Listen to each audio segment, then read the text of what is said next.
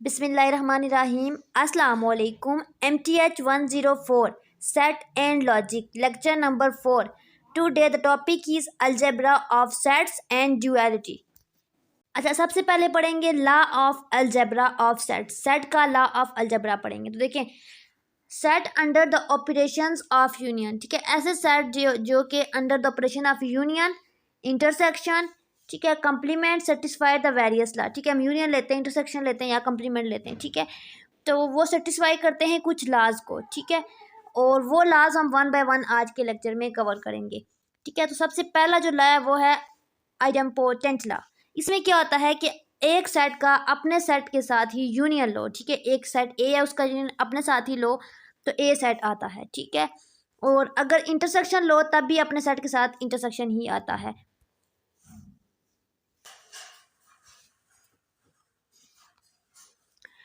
मिसाल के तौर पे अगर मेरे पास एक सेट है 1 2 3 1 2 3 और ये ए सेट है, ठीक है। और इसका हम यूनियन लेंगे अपने सेट के साथ तो ऑल मेंबर आएंगे तो 1 2 3 ही आएगा। इसी तरह इंटरसेक्शन लेंगे तब भी 1 2 3 ही आएगा, ठीक है। ये बात हो रही है, ठीक है। इसको कहते हैं लॉ ऑफ आइडेम्पोटेंट। नेक्स्ट है एसोसिएटिव लॉ। एसोसिएटिव में क्या होता है, अगर तीन सेट होते हैं, ठीक है, ए बी सी, ठीक है, ए बी सी होते हैं और दूसरी साइड पे भी ए बी सी ही होते हैं। जस्ट डिफरेंस क्या होता है, पहले में ब्रैकेट अगर दो के मतलब जिन दो पे पहले ब्रैकेट है ना उनकी अपोजिट में ब्रैकेट होती है। जैसे कि यहाँ पे बी और सी पे ब्रैकेट है तो यहाँ पे ए और बी पे ब्रैकेट हो जाएंगी। यही केस होगा यूनियन का, सेम यही केस होगा इंटरसेक्शन का, बस इंटरसेक्शन डाल देंगे, ठीक है। इसको आप एग्जाम्पल से भी प्रूव कर सकते हो। नेक्स्ट है कम्यूटेटिव लॉ। कम्यूटेटिव लॉ में क्या होता है कि ऑर्डर चेंज होता है। जैसे कि ए और बी था पहले, ठीक है, फिर बी और ए आ जाएगा, ये होता है। अब यूनियन के अकॉर्डिंग देख रहे हैं तो A union B is equal to B union A. Intersection के अलॉन्ग देख रहे हैं तो A intersection B, B intersection A हो जाएगा, ठीक है। उसके बाद आ जाता है डिस्ट्रीब्यूटिव लॉ। डिस्ट्रीब्यूट का मतलब होता है डिस्ट्रीब्यूट करना, ठीक है। तो इसको हम लोग क्या करेंगे, देखिए A union B intersection C है, ठीक है। तो सबसे पहले ये पोर्शन ब्रैकेट वाला है और ये अलग है, ठीक है। तो ये चीज़ इसके साथ मल्टीप्लाई हो जाएगी, ए यूनियन बी बन जाएगा, ठीक है। और दरमियान में इंटरसेक्शन है यहाँ पे तो इंटरसेक्शन आ जाएगा। उसके बाद क्या था, यहाँ पे सी था और यहाँ पे ए यूनियन था तो ए यूनियन सी हो जाएगा इकट्ठे, ठीक है। ऐसे इस तरह सेम इंटरसेक्शन वाला केस कर सकते हैं, ठीक है। ये आपसे पूछ सकते हैं एमसीक्यूज में, या कह सकते हैं right distributive law of set to set, ठीक है। तो आपने ऐसे लिखना है, आपको पता होना चाहिए। उसके बाद आ जाता है De Morgan law. De Morgan law में क्या होता है कि किसी भी डी मॉर्गन लॉ में ये होता है कि अगर आपके पास दो सेट हैं, ठीक है, और उनके दरमियान में कोई भी सिंबल है, मतलब उसका अगर आप कंप्लीमेंट लेते हो, मतलब होल ब्रैकेट के अलोंग लेते हो, ठीक है, पूरी ब्रैकेट का कंप्लीमेंट लेते हो। ये देखो दो चीज़ें हैं ना, ये ए यूनियन बी और इसका कंप्लीमेंट ब्रैकेट के बाहर है पूरा।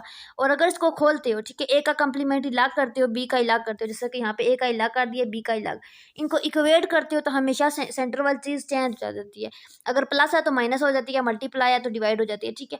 और यूनियन है तो यहाँ पे इंटरसेक्शन हो जाएगी, ठीक है। इसी तरह इंटरसेक्शन का केस भी करेंगे। नेक्स्ट है आइडेंटिटी लॉ। आइडेंटिटी पहचान, यानी कि एक ऐसा सेट जिसको सॉल्व आउट, ठीक है, ऐसा मेथड जिसको आप सॉल्व आउट करो और आपका जो आंसर है उसकी आइडेंटिटी पे कोई फर्क ना पड़े, वही आंसर आए, ठीक है, जिस सेट को हमने स्टार्ट में लिया है। जैसे देखें ए को हम ए सेट लिया है, ठीक है, इसको सॉल्व आउट करें और हमारे पास ए सेट ही आंसर में आए, ठीक है, उसकी आइडेंटिटी में कोई फर्क ना पड़े, उसको हम कहते हैं आइडेंटिटी लॉ। जैसे कि एक सेट ए है, उसका हम यूनियन लेते हैं किसी खाली सेट के साथ। तो देखें ये 1 2 3 एक ए सेट है, ठीक है, और उसका हम यूनियन लेते हैं, ठीक है, एक खाली सेट के साथ जिसके अंदर कुछ भी नहीं है, 0 है या 5 है, ठीक है। तो वो उसका यूनियन क्या होता है, 1 2 3 वही सेट आ जाता है। इसको हम कहते हैं आइडेंटिटी लॉ। इसी तरह इंटरसेक्शन लें किसी यूनियन के साथ, यू के साथ, तो ए ही आता है, ठीक है।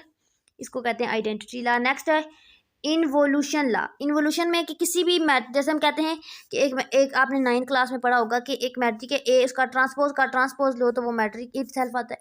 इसी तरह किसी कंप्लीमेंट की बात हो रही है, ट्रांसपोज की बात नहीं हो रही, ठीक है, सेट की बात हो रही है। तो ए का कंप्लीमेंट लो तो वही सेट ए दोबारा से वापस आ जाता है, ठीक है। इसमें यही है, ये जो नीचे लिखा हुआ है इसको बस छोड़ दें। नेक्स्ट है कंप्लीमेंट लॉ। तो कंप्लीमेंट लेना, ठीक है, ए यूनियन ए का कंप्लीमेंट, ठीक है। अगर आप कंप्लीमेंट लेते हो एक सेट का, उसके कंप्लीमेंट के साथ यूनियन लेते हो तो ठीक है यू आंसर आता है, यूनिवर्सल सेट। लेकिन एक इंटरसेक्शन लेते हो तो फाई आ जाता है, ठीक है। इसी तरह आप यू का कंप्लीमेंट लेते हो, ये चीज़ें आपने याद रखनी है जो मैं आपको हाईलाइट करवा रही हूँ, ये तीनों चीज़ें, ठीक है। नेक्स्ट है duality. The identities that we have discussed above are arrange in pairs, ठीक है। कह रहे हैं कि ऊपर जितनी भी हमने आइडेंटिटीज पढ़ी हैं वो एक पेयर की, एक जोड़े की शक्ल में अरेंज की जाती हैं। Now we consider the principle behind this arrangement, ठीक है। आप देखते हैं कि इनको जैसे हमने अरेंज किया, जैसे ए यूनियन बी या बी यूनियन ए, ठीक है। इसको, इसके पीछे एक प्रिंसिपल है, उसके बारे में हम पढ़ते हैं। Let E be an equation of set of algebra, ठीक है। कह रहे हैं कि एक अलजबरा सेट, अलजबरा का सेट है, ठीक है। उसकी एक इक्वेशन है, उसका नाम है ई इक्वेशन का। The dual E of E is equation. अब ड्यूल ऑफ ई लिखना है तो उस इक्वेशन का स्टार डाल देंगे, ठीक है। ड्यूल ऑफ ई इसको कहेंगे, ठीक है। ड्यूल ऑफ ई यानी कि ई जो इक्वेशन है उसका हम जब ड्यूल लेते हैं तो ई स्टार आता है, ठीक है। इज द इक्वेशन, वो कौन सी इक्वेशन होती है? Obtained by replacing each occurrence of you, ठीक है।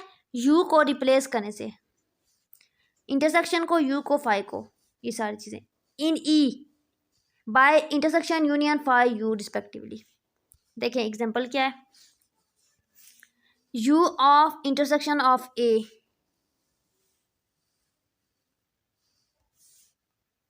ठीक है, और यूनियन बी इंटरसेक्शन ए। तो देखें यहाँ पे यूनियन था, यहाँ पे इंटरसेक्शन। ड्यूल का मतलब होता है ऑपोजिट, ठीक है। ड्यूल में चीज़ें आप चेंज कर देती हो, ठीक है। जैसे प्लस है तो माइनस, मल्टीप्लाई, मतलब इस तरह से। तो यहाँ पे देखिए यू दरमियान में क्या है, यहाँ पे क्या है? इंटरसेक्शन। यहाँ पे आ जाएगा यूनियन, यहाँ पे यूनियन है, यहाँ पे इंटरसेक्शन आ जाएगा, यहाँ पे इंटरसेक्शन है और यहाँ पे यूनियन आ जाएगा, ठीक है। और चेंजिंग कहाँ पे आई है? यहाँ पे यू था, ठीक है। यू को रिप्लेस किया हमने फाई से, ये इन चीज़ों को हम रिप्लेस करेंगे, यू इंटरसेक्शन और फाई और यू और यूनियन को, ठीक है। इन चीज़ों को रिप्लेस करेंगे तो यू को फाई से रिप्लेस किया, यानी कि ये चीज़ें अगर हमारे पास कोई भी इस तरह की फॉर्म है और कहते हैं इसका ड्यूल लिखें तो आपने ये जो चीज़ें होंगी ना इसके अंदर इक्वेशन के, उनको रिप्लेस कर देना है। जो यहाँ पे अब आपको पता है यूनियन यू का ऑपोजिट होता है इंटरसेक्शन, ये तो पता चल जाता है। अब यू का ऑपोजिट फाई क्यों लिखा है हमने इसकी जगह पे? देखें यू का मतलब होता है यूनिवर्स, पूरे सब जितने भी नंबर सिस्टम में जितने भी नंबर आते हैं ना वो, ठीक है, सेट के अंदर जितने भी पॉसिबल आउटकम आती है, ठीक है। और फाई का मतलब होता है हाली सेट, तो दोनों एक दूसरे का ऑपोजिट है। तो हमने ड्यू लिखना है तो हम यू की जगह फाई लिखेंगे। अगर यहाँ पे हमारे पास फाई होता तो हम यू लिख देते। अगर यहाँ पे अगर हमारे पास यू होता, ये यू है ना, यहाँ पे अगर फाई होता तो हम यहाँ पे यू जाके लिख देते, ठीक है। इस तरह से हम इसको कहते हैं ड्यूल, ठीक है। अगर आपको इस तरह की फॉर्म गिवन होती है और आपको कहते हैं इसका ड्यूल लिखें, फाइंड आउट करें ड्यूल ऑफ दिस इक्वेशन, तो आपने इस तरह से इसको लिखना है। यहाँ पे आज का लेक्चर एंड हो गया। आई होप कि आपको ये लेक्चर से समझ आ गया होगा। बाकी कमिंग लेक्चर के लिए चैनल के साथ इन टच रहे, चैनल को सब्सक्राइब करें, दुआ में याद रखें। अल्लाह हाफिज़।